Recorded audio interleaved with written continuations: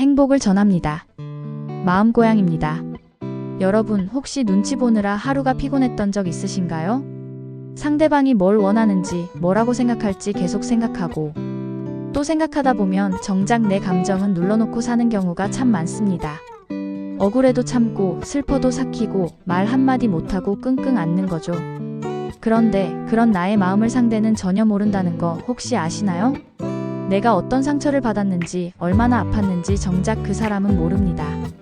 그러다 보면 결국 나만 괴로워지고 현재의 삶까지 무너지는 거예요. 과거의 상처 때문에 지금을 망친다면 손해보는 건 결국 나 자신입니다. 눈치와 배려는 다릅니다. 눈치는 누군가에게 혼나기 싫어서, 나쁜 소리 듣기 싫어서 하는 행동이라면 배려는 자비심에서 나옵니다.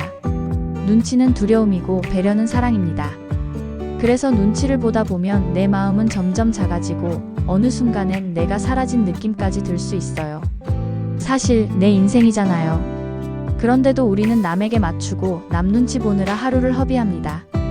하지만 냉정히 돌아보면 그 남은 나에게 관심이 별로 없습니다. 내가 어떻게 살든, 얼마나 마음고생을 했든 대부분은 자기 삶에 집중하느라 나에게 신경 쓰지 않아요. 그런데 나는 내 인생을 걸고 그 사람에게 매달리고 있었던 거예요. 그게 얼마나 허무하고 손해인지 이제는 알아야 합니다. 지금 이 순간 나를 위해 살아야 할 때입니다. 흔들리지 않는 나로 살아가고 싶다면 먼저 나 자신을 알아야 합니다. 나는 어떤 성향의 사람인지, 어떤 상황에서 힘들어하고 무엇을 원하고 있는지 내 마음을 먼저 들여다봐야 해요. 그리고 하나 더, 스스로를 다스릴 줄 아는 단호함이 필요합니다. 누가 무슨 말을 하면 휘청, 또 다른 사람이 뭐라 하면 또 휘청. 이렇게 살다 보면 중심 없이 흔들리는 갈대처럼 살게 돼요. 우리가 바라는 건 결국 편안한 삶이고, 그건 내가 나를 다스릴 수 있을 때 가능합니다. 내면의 뿌리가 깊어져야 어떤 말에도, 어떤 시선에도 흔들리지 않을 수 있습니다. 마음을 붙잡는 말 하나, 주문처럼 되뇌이는 말도 큰 힘이 됩니다. 너는 할 수 있어. 괜찮아, 믿어봐.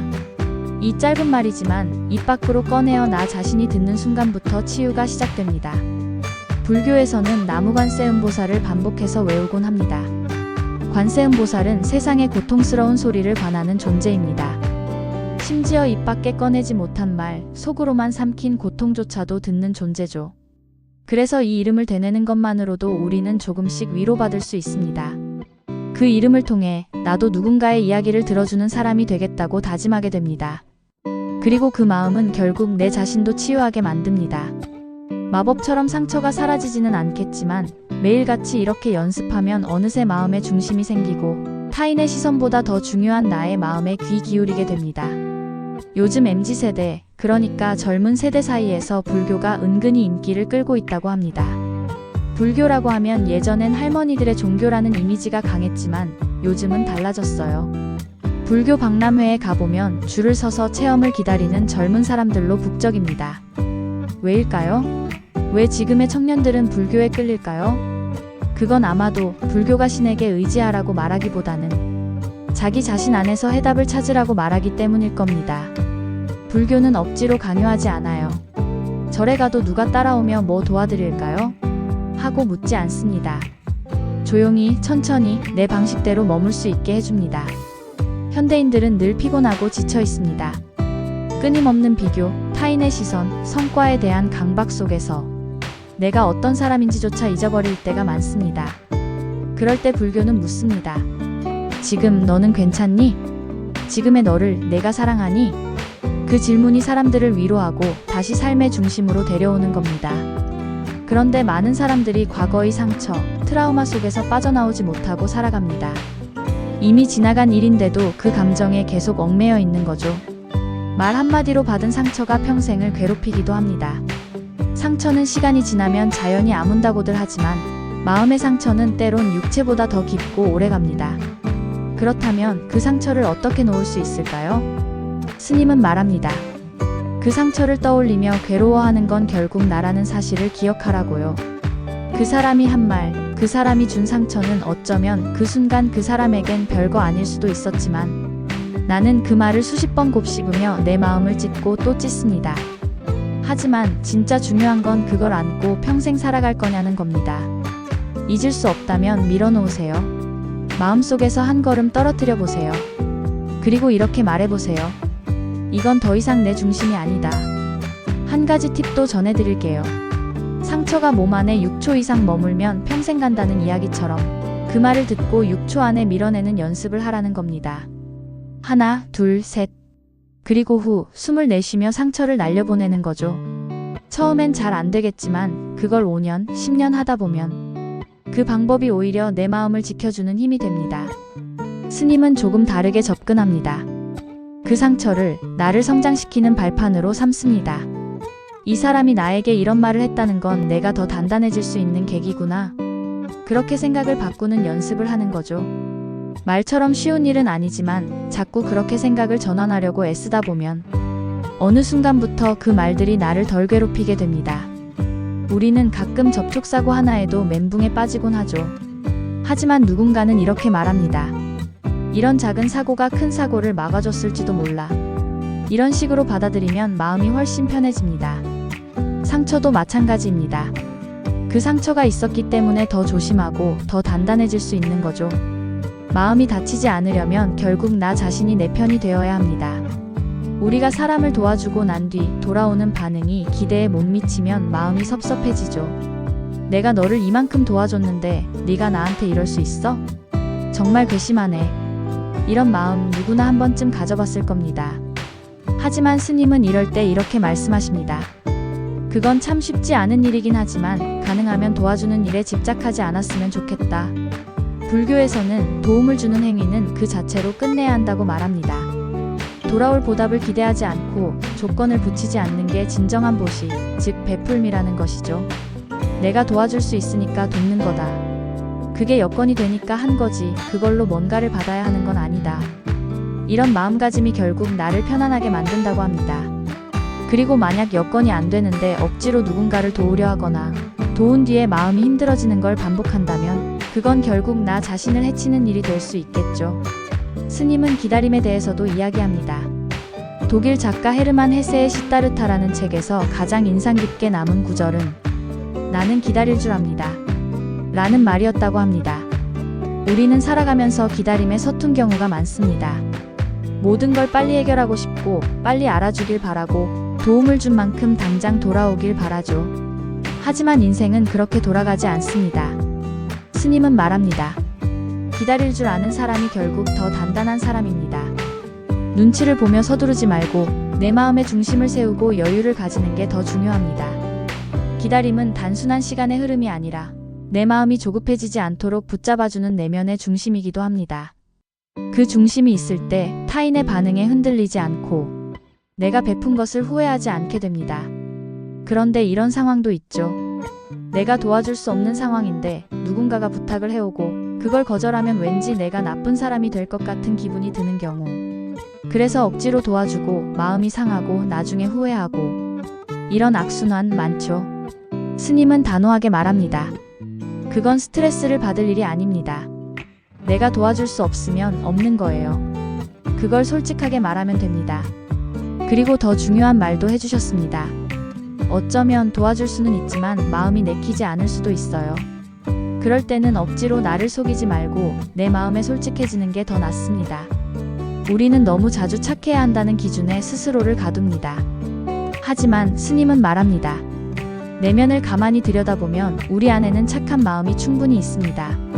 억지로 착한 사람이 되려고 하지 않아도 우리는 본래 선량한 존재입니다. 그 마음을 꺼내 쓰기만 하면 됩니다. 스님은 살아오면서 많은 거절을 해왔다고 합니다. 그런데 그 거절에 대해서는 이렇게 말씀하십니다. 거의 대부분 잘했다고 생각합니다. 예를 들어 장거리로 초청을 받았을 때 무료로도 갈 수 있고 얼마든지 도와드릴 수 있지만 그 다음날 일정이 있어 그건 어렵습니다. 이렇게 솔직하게 이야기한다는 겁니다. 거절을 어렵게 생각하지 않고 정직하게 내 상황을 설명하는 것, 그게 진정한 자기 보호이고 또 상대방을 향한 존중이기도 합니다. 그리고 마음이 어수선할 때 스님은 어떤 책을 펼쳐드신다고 합니다. 바로 심플하게 산다라는 책인데요. 이 책을 읽으며 가장 마음에 남았던 문장은 다음이라고 합니다. 우리가 진정 소유할 수 있는 단 한 가지는 하루하루의 시간이다. 두려워하는 것은 미래가 아니라 지금 이 순간을 놓치고 있다는 사실이다. 스님은 이 문장을 마음에 새기며 지나간 과거의 상처, 마음속의 짐들을 정리하기 시작하셨다고 합니다. 어느 순간 마음속에 고물이 가득 쌓여 있다는 걸 느끼고 하나씩 꺼내버리기로 마음먹으셨다고 해요. 지금의 이 순간, 오늘 하루하루가 얼마나 소중한가. 이 책은 그렇게 스님의 삶을 정리하는 데 큰 힘이 되었다고 합니다. 우리는 살면서 종종 이런 마음이 들 때가 있습니다. 내 편이 아무도 없다. 세상이 버거울 때, 사람에게 지쳤을 때, 가장 외로운 순간은 남들이 나를 몰라주는 것이 아니라 나조차 나 자신을 외면하고 있을 때입니다. 그래서 스님은 말합니다. 여러분, 지금 이 순간만이라도 나만이라도 내 편이 되어줬으면 좋겠습니다. 남들은 모릅니다. 내가 얼마나 힘들었는지, 얼마나 참고 살아왔는지, 어떤 말 한마디가 가슴에 비수가 되었는지. 그래서 그 사람은 무심하게 돌아설 수 있지만 나는 그 상처를 마음에 품고 하루하루를 살아갑니다.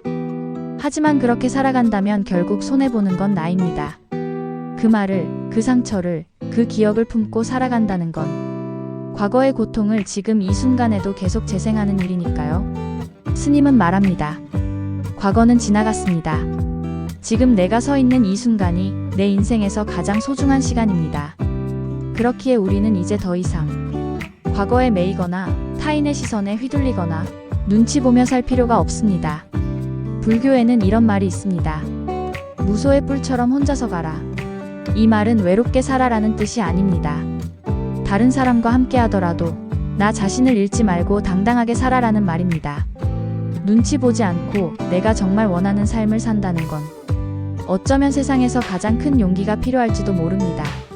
하지만 그 용기는 외부에서 오는 것이 아니라 내가 나를 믿을 때 생깁니다. 스님은 마지막으로 이렇게 말합니다.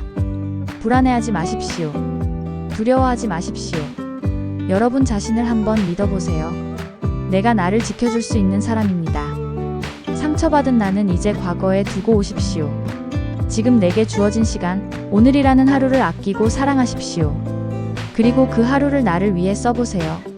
지금 이 영상을 보는 이 순간만이라도 세상에서 단 한 사람, 바로 나 자신이 내 편이 되어주기를 바랍니다. 우리는 모두 자기 자신을 사랑하고 싶어 합니다. 하지만 동시에 스스로를 책망하고 자책하는 일에도 익숙해져 있죠. 남들이 뭐라 하지 않아도 왜 그때 그렇게밖에 못했을까? 내가 좀 더 잘했어야 했는데. 이런 후회가 나를 괴롭히곤 합니다. 하지만 생각해보면 그 어떤 누구보다도 내 곁에 가장 오래 있었고 앞으로도 가장 오래 함께할 사람은 나 자신입니다. 스님은 말합니다. 내가 나를 돌보지 않으면 아무도 나를 온전히 돌볼 수 없습니다. 나를 지켜줄 수 있는 힘은 결국 나로부터 나옵니다. 자꾸만 흔들리고 불안하고 외로운 날들이 이어질 때 내가 내 편이 되어주는 순간이 필요합니다. 그 한 번의 다짐이, 그 한 번의 자기 위로가 앞으로의 인생을 지탱해주는 기둥이 될 수 있습니다. 우리는 늘 완벽하지 않습니다. 누군가를 도와주다가 실망할 수도 있고 나의 호의를 몰라주는 사람에게 화가 날 수도 있고 지치고 무기력해서 아무것도 하기 싫은 날도 있습니다. 그 모든 날을 부정하지 마세요. 그것도 나입니다.